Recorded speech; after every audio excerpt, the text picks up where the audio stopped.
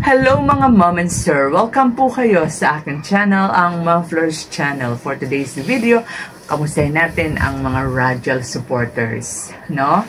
Mga Rajel, Team Rajel, kaway-kaway. Pagkatapos ng mga drama, pagkatapos ng mga pag-iintay, diba? Pagkatapos ng mga issue, ng mga intriga, the long wait is over, sabi nga, no? Kasi ito na nga yung pinaka-iintay na photoshoot ng ang mga paborito nating love team. Isa sa mga paborito nating love team sa Kalingap.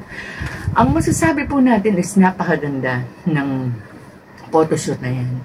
And parang, na-imagine ko yung mga panahon ni Gabby Concepcion tsaka ni Sharon Cuneta, di ba? And, sino pa ba yung mga yan? Mga love team sa mga teleserye, sa mga pelikula na ang setting, ayan, sa Dalampasigan, naghahabulan. Well, alam niyo yung, ang ganda pati yung, pagkakaayos kay Angelica, tama lang yan, simple. Alam mo, si Angelica, mas simple, mas gusto ko, no? Yung makeup, ibig sabihin na, hindi naman kasi kailangan ma-makeup dyan kasi ang setting nga, tabing dagat, no? Eh, si Coach talaga namang, lagi namang macho yan, no? Lalo na nagubad siya ng polo, di ba? Tapos, wow, talaga, mapapanood mo talaga sa movie, no? Yung mga ganyan.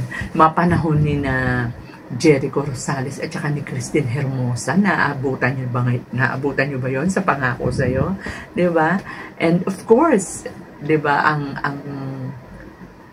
Catherine and Daniel Padilla. Pero, mas marami yata ngayon ng Catherine at Alden Richards, di ba? Ayan ang mga eksenang naalala ko sa paghahabulan ng Rajel.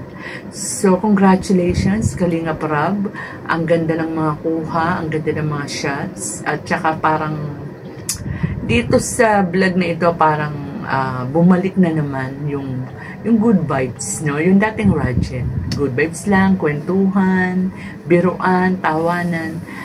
Sana nga, sana bumalik pa, no? Yung Rajel, kung saan sila nakilala, di ba? Yung good vibes lang, biruan, di ba? Kikay-kikay si Angelica, yun yung gusto nila good vibes eh. Diyan nakilala ang Rajel. Speaking of, biruan, hindi ko alam kung biruan lang to o totoo yung nabalitaan natin na may mga sponsors daw ang Rajel na tila bumitaw na sa Rajel. Totoo po ba yan? Pero ayon sa isang reliable source, meron daw pong grupo ng sponsor, no? Nito nga ng Rajel, ang umayaw na, bumitaw na, no? Sa pag-sponsor sa Rajel, particular kay Angelica. At ang pinag-ugatan daw po ay dahil natatanda niyo po yung episode pa nag-walk out si Coach, may tinatanggihan si Angelica, no? Nabigay daw ng sponsor. Parang yun yata ang ipinagdamdam. And meron din daw parang hindi nakapagpasalamat si Angelica. O hindi man lang daw nagpasalamat si Angelica doon sa parang may ibinigay ang sponsor. Parang ganun po.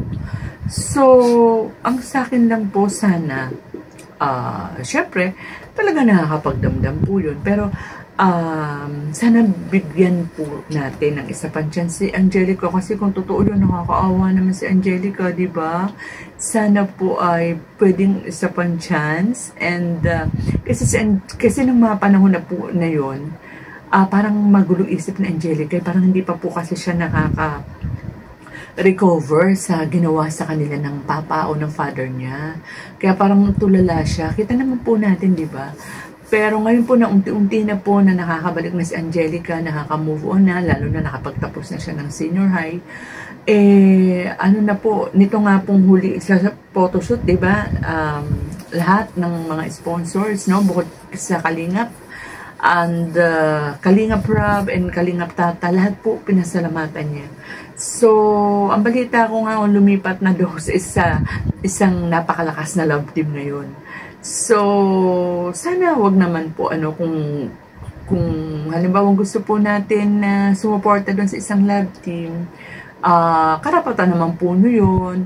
Pero sana wag naman din po natin tuluyang iwanan si Angelica o ang Rachel, no? So, malalaman natin yung kung totoo sa mga susunod na araw. So, ayan, sana po yung mga natitirang Rachel supporters, patuloy pa rin po nating suportahan, panoorin ang mga vlog tungkol sa Rachel. So, with that mga kalingap, hanggang dito na lang po ang ating kwentuhan. Mag-iingat po tayong lahat and God bless. Ang paglingap nyo sa mahihirap